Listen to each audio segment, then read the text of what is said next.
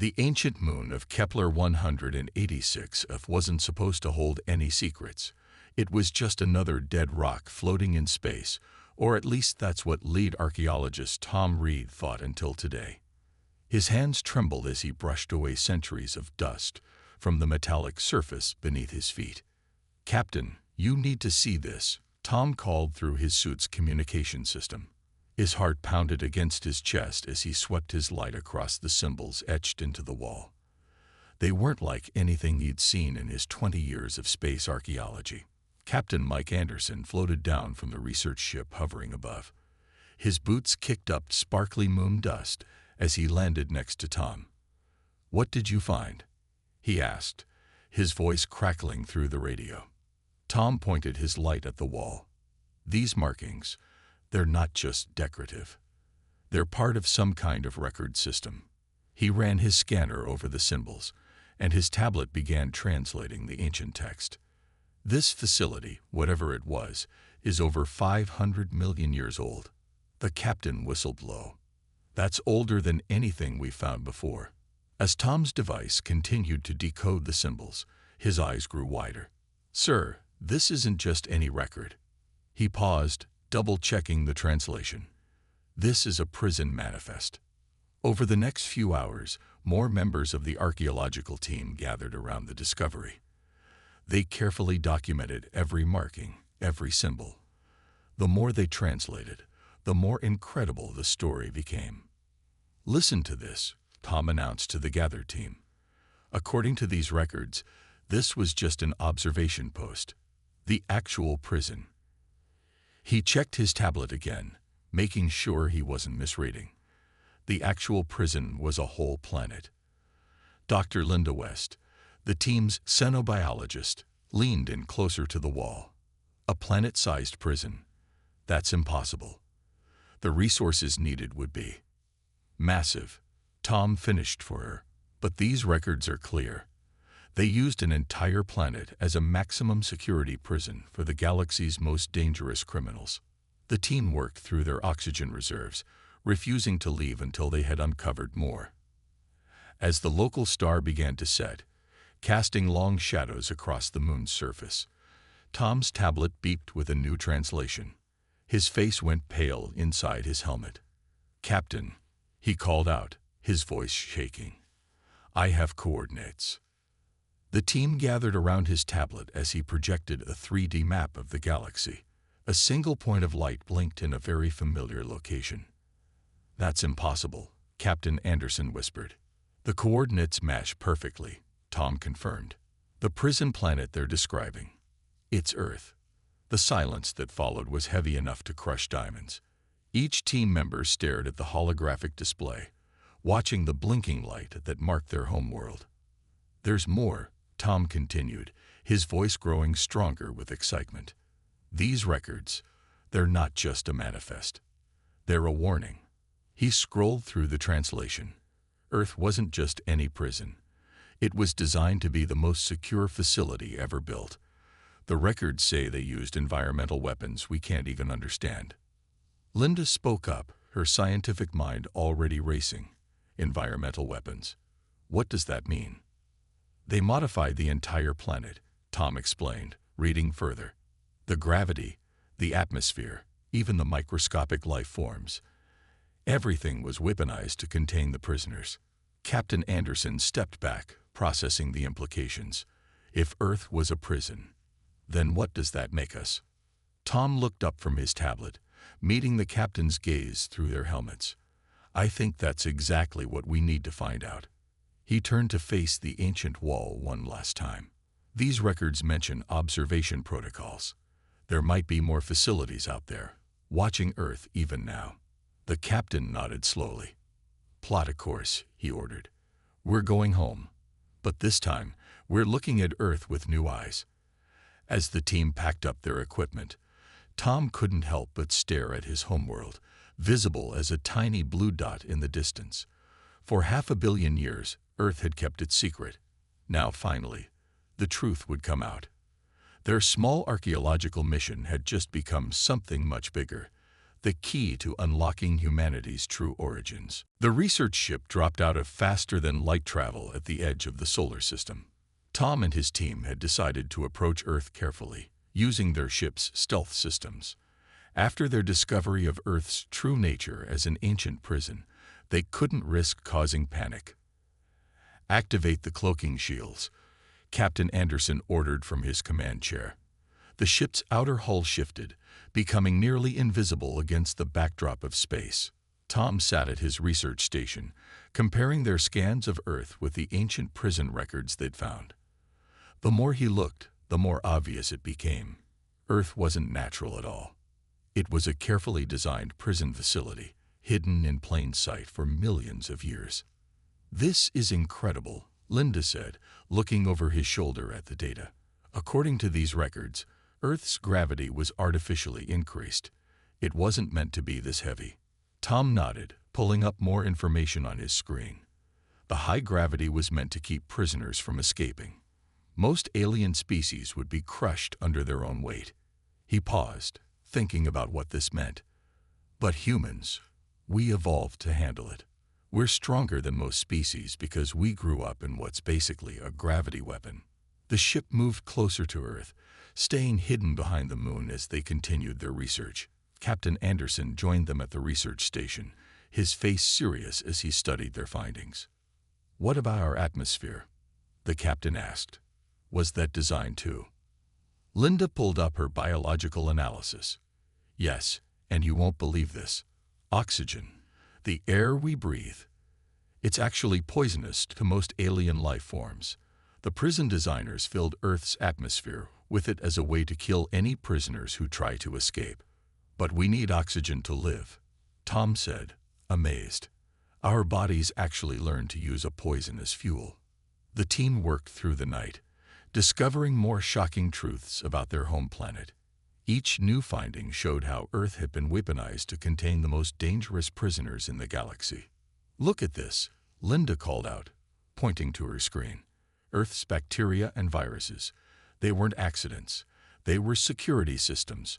The prison designers created them as microscopic guards." Tom leaned in closer. "And the temperature changes, the hot summers and freezing winters. All designed to make life difficult," Linda confirmed. "Most species can't handle such extreme changes. They kept the prisoners in a constant state of stress." Captain Anderson paced behind them, putting the pieces together. "So everything that makes Earth seem like a harsh planet, it was all done on purpose. The heavy gravity, the poisonous air, the deadly germs, the changing weather." "Yes," Tom replied.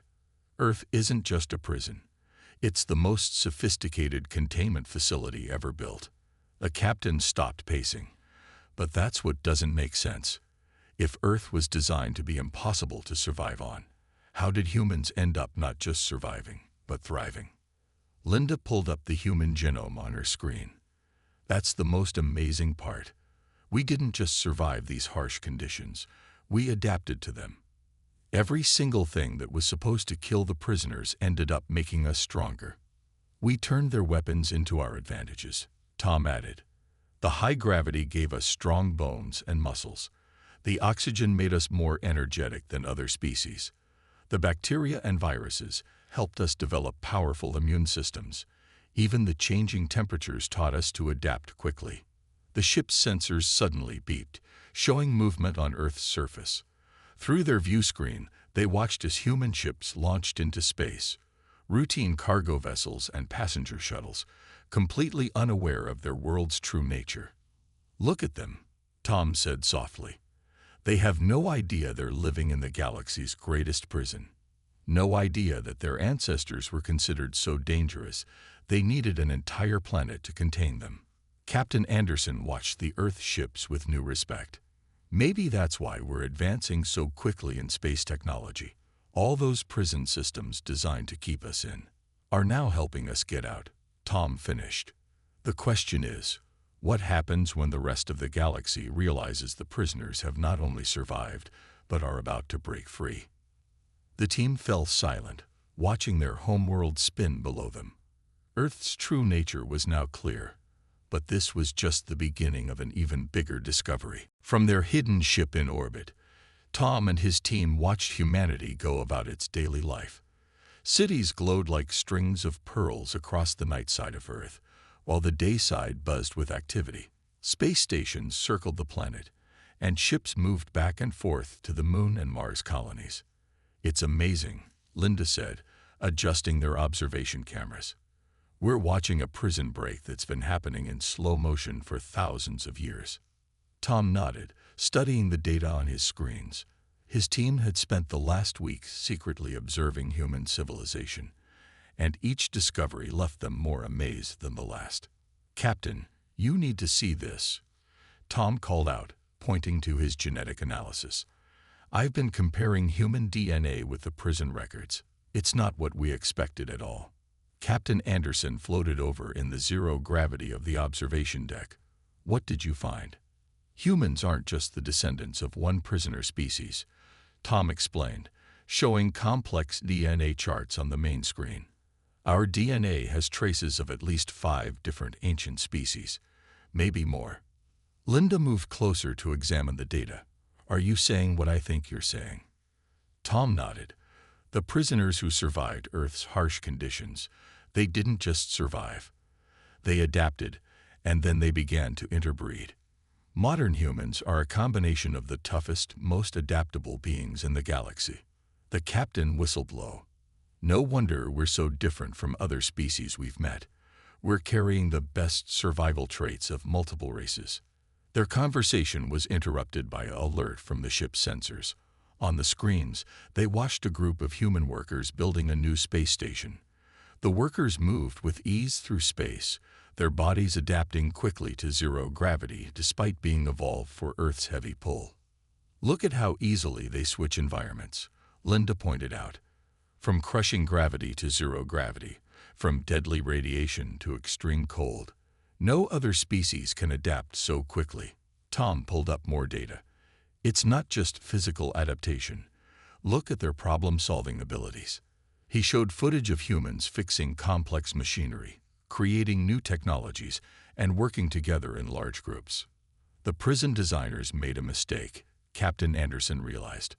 "They put all the galaxy's most dangerous, most intelligent, most adaptable beings in one place, and forced them to work together to survive." Tom finished. "Instead of dying out, they combined their strengths and created something entirely new. Us." Linda's computer suddenly beeped with new information. "The genetic analysis is complete," she announced. "You won't believe this. The traits that were supposed to kill the prisoners, they're now permanently part of human DNA." The team gathered around her screen as she explained. "High gravity made our bones nearly unbreakable compared to other species. The toxic oxygen became our power source. The extreme temperatures gave us the ability to survive almost anywhere. Even the deadly bacteria helped us develop the strongest immune systems in known space." "And their intelligence?" the captain asked. "Combined and enhanced," Linda replied. "The prison forced them to become smarter just to survive. Generation after generation of only the smartest, strongest, and most adaptable survivors passing on their genes. Created us," Tom said quietly. "But that's not even the most incredible part." He brought up new data on the main screen. "Humans are still evolving, still adapting. We're advancing faster than any species ever recorded." The captain's face grew serious. "Should we tell them? Let humanity know what they really are?" Before anyone could answer, the ship's warning system activated. Red lights flashed across the bridge as their sensors detected multiple ships entering the solar system. "Unknown vessels approaching," the ship's computer announced. "They appear to be a military fleet." Tom rushed to his station, checking the signals. His face went pale. "Captain, they're broadcasting warning messages about containing escaped prisoners." The team looked at each other in silence, then down at Earth below them. Humanity had survived and thrived in a prison designed to kill them. But now, for the first time, they would have to face the truth about their origins and deal with a galaxy that wanted them back in chains. "We don't have a choice anymore," Captain Anderson said grimly. Earth needs to know what's coming. It's time to make contact. The mood on the research ship grew tense as more alien vessels appeared at the edges of the solar system. Tom worked frantically at his station, trying to understand the sudden arrival of so many ships. 3 more fleets just dropped out of faster-than-light travel, he reported, watching his screens. They're all from different alien civilizations, but they're moving together like they planned this. Captain Anderson stood behind him, watching the dots on the radar screen multiply. How did they find Earth so quickly after our discovery? I think they were already watching, Linda said, pulling up new data. Look at this. I'm detecting ancient technology activating all around the solar system, some kind of warning beacons. On their main screen, they watched as dormant satellites and hidden stations began powering up. These devices had been sleeping for millions of years, waiting for the moment when humanity's advancement would trigger them. The prison had an alarm system, Tom realized, and we just set it off. The captain leaned forward, studying the approaching ships. How long until they reach Earth? At their current speed, less than 48 hours, Tom answered. He paused, noticing something strange in his readings. Captain, you need to see this.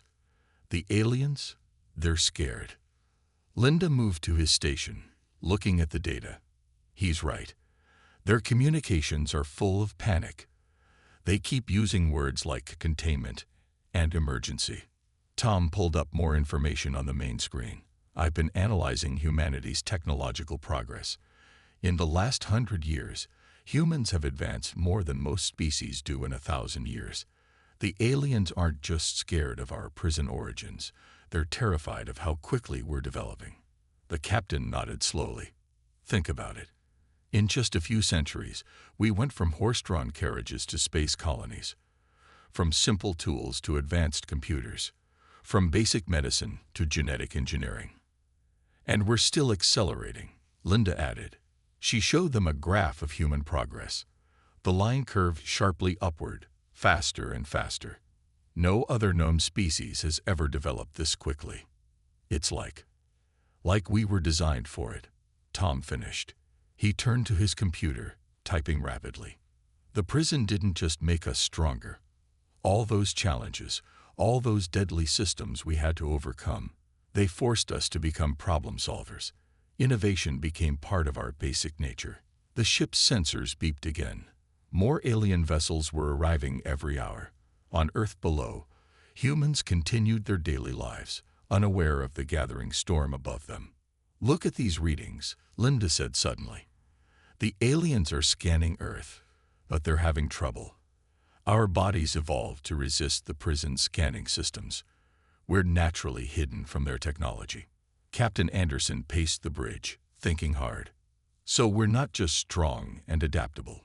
We're also naturally stealthy, incredibly innovative, and we develop faster than any other species. He stopped pacing. No wonder they're scared. There's something else, Tom said quietly. He had been digging deeper into the prison records. The original prison architects. I don't think this was an accident. The records suggest they knew this might happen. The others gathered around his screen as he explained. These systems weren't just meant to contain prisoners.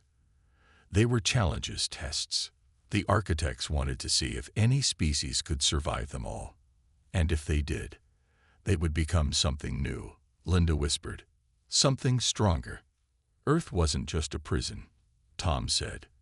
It was an evolutionary experiment, and humanity passed every test. Before anyone could respond, alarms blared across the ship. The alien fleet had just launched smaller vessels toward Earth. Scout ships incoming, the computer announced. Estimated time to Earth's atmosphere, 20 minutes. Captain Anderson straightened his uniform. We're out of time. Earth needs to know what's coming. He turned to his crew. Prepare for emergency descent. We need to reach the world's leaders before those scouts do. As the research ship broke orbit, Tom looked one last time at his home planet. Humanity had survived every challenge the prison had thrown at them. Now they faced their biggest test yet, meeting the galaxy that had imprisoned their ancestors and proving they were no longer just escaped prisoners. They were something far more dangerous. They were free. The research ship broke through Earth's atmosphere like a falling star, racing against time. Behind them, the alien scout ships were closing in. Captain Anderson had already sent an emergency signal to Earth's major governments, requesting an immediate meeting. "Multiple weapon systems targeting us," Tom reported from his station. "Both from Earth and the alien ships. Everyone thinks we're a threat." "Broadcast the authentication codes," Captain Anderson ordered. "Let Earth know we're human." The ship landed at the United World Council headquarters, where military forces from every nation had gathered.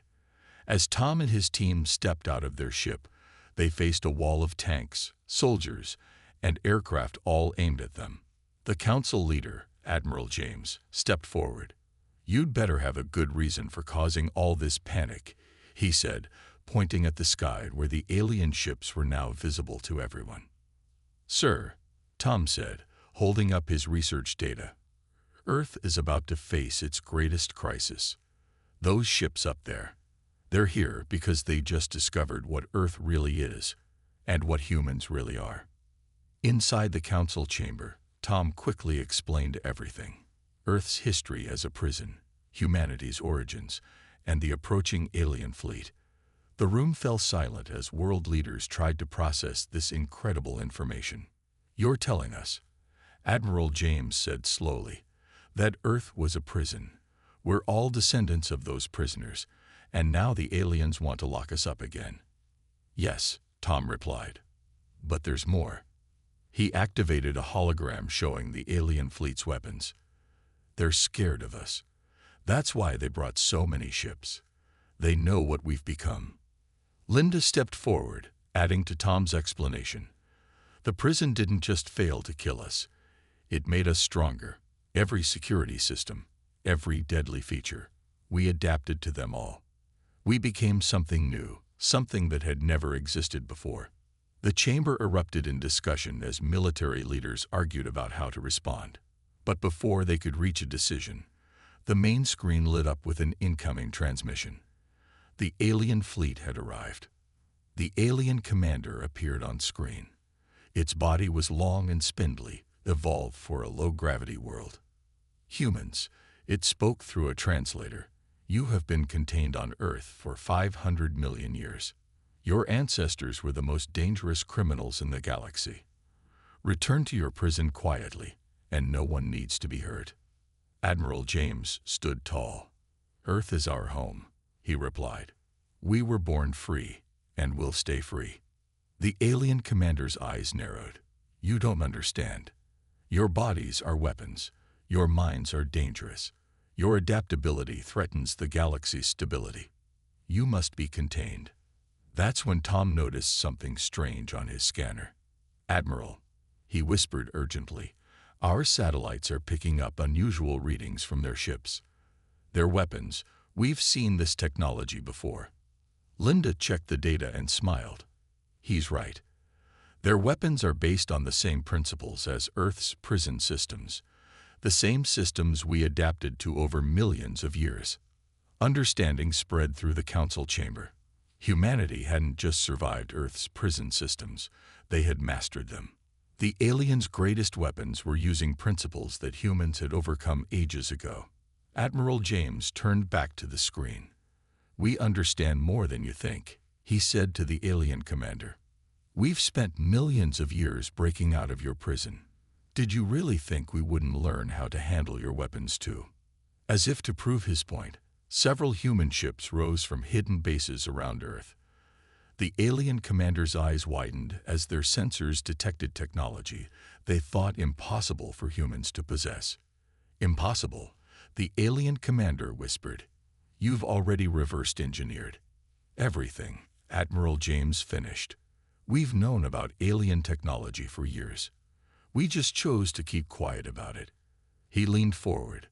"Last chance. Leave Earth's space peacefully, or discover exactly why our ancestors were considered the most dangerous beings in the galaxy." The alien commander stared in shock as more human ships appeared. The descendants of their most feared prisoners hadn't just survived. They had thrived, adapted, and prepared. The real question was no longer whether humanity would remain free. It was whether the galaxy was ready for what humanity had become. The alien commander's response came in the form of plasma fire. Bright beams of energy cut through Earth's atmosphere, aimed at major cities. But they never reached their targets.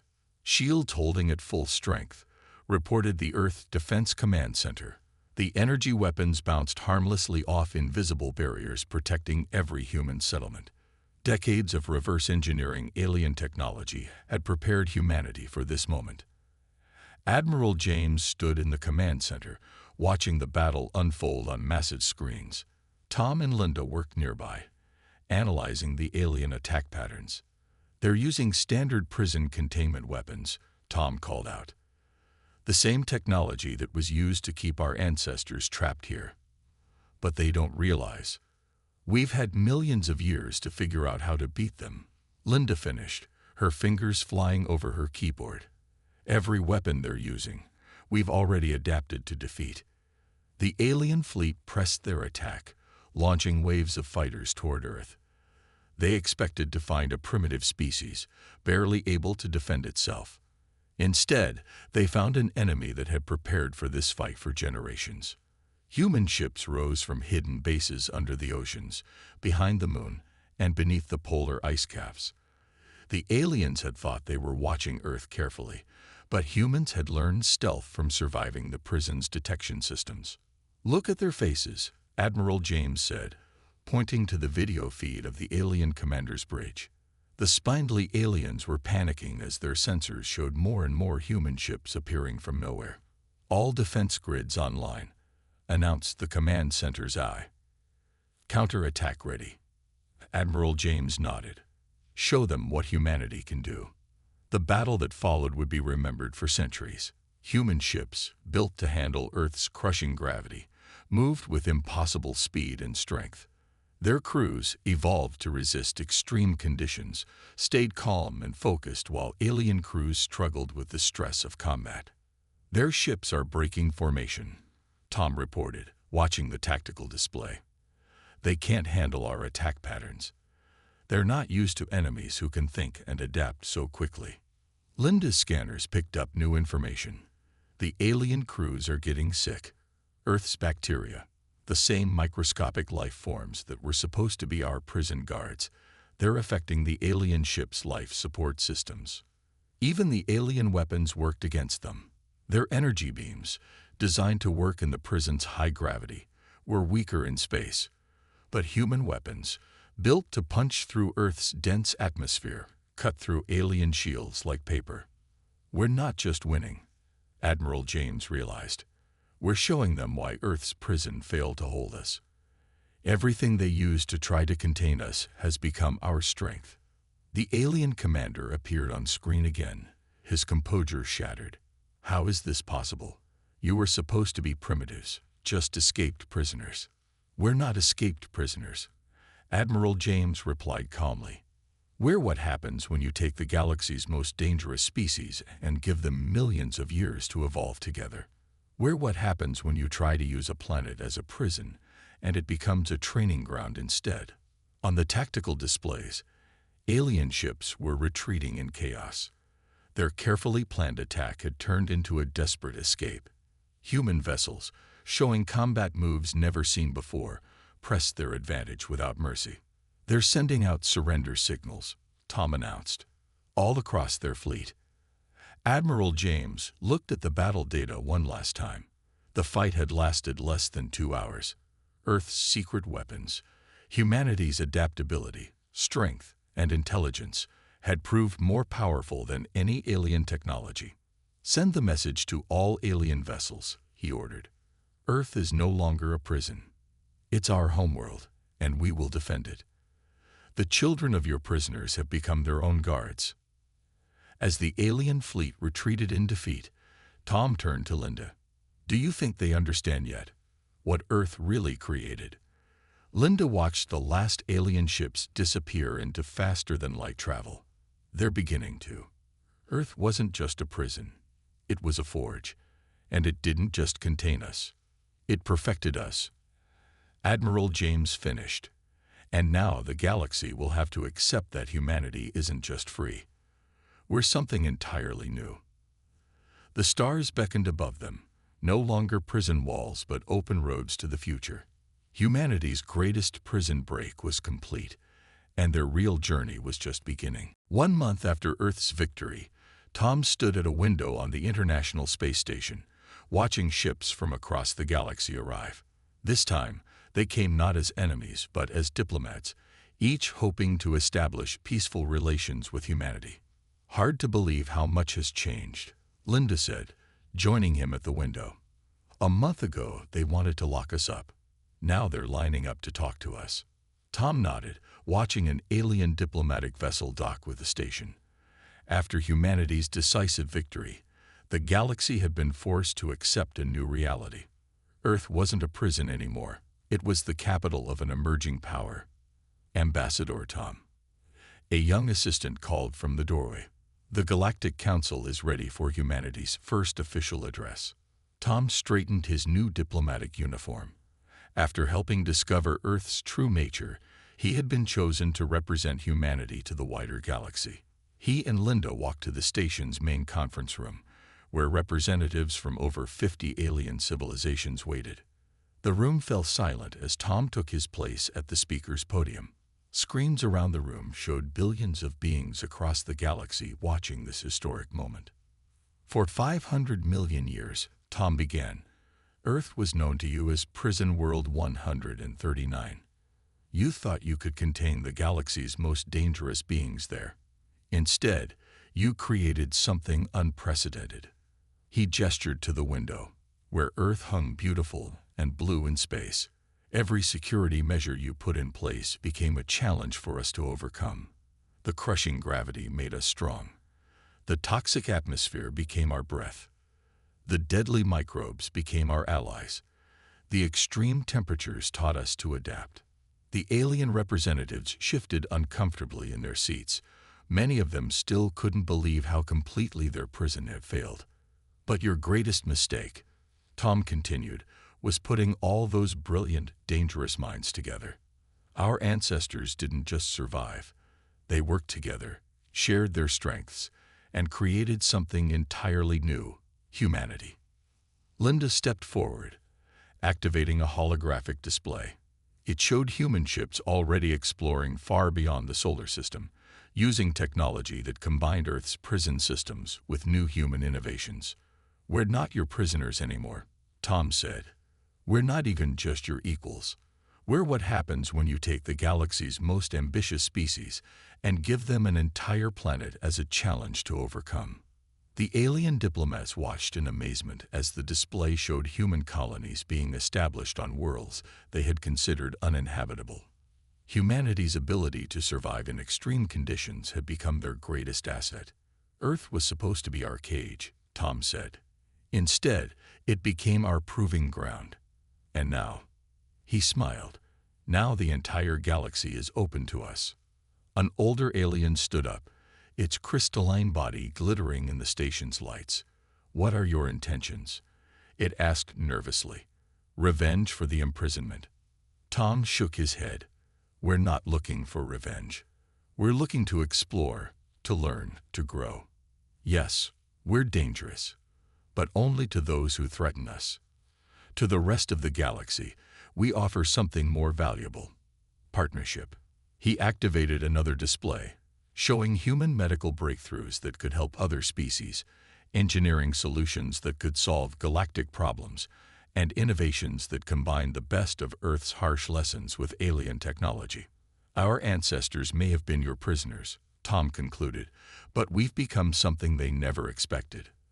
A species that can thrive anywhere, adapt to anything, and turn every challenge into an opportunity. We're offering to share that strength with the galaxy." The chamber erupted in discussion as the aliens realized what humanity was proposing. Earth's children weren't seeking dominance. They were offering to help the galaxy evolve. Later, back at the window, Linda turned to Tom. "Do you think the original prison architects planned this? Creating a new species that could help the galaxy grow stronger?" Tom watched as more ships arrived, bringing new allies and opportunities. Maybe, or maybe they just created the perfect conditions for evolution and waited to see what would emerge. He smiled as a human ship prepared to jump to faster-than-light speed, heading out to explore new worlds. Either way, their prison didn't just fail. It succeeded beyond anyone's imagination. They wanted to contain the galaxy's most dangerous elements. Instead, Linda finished, they created its greatest hope for the future. Earth glowed below them, no longer a prison but a cradle of something new. Humanity had broken free, and the galaxy would never be the same.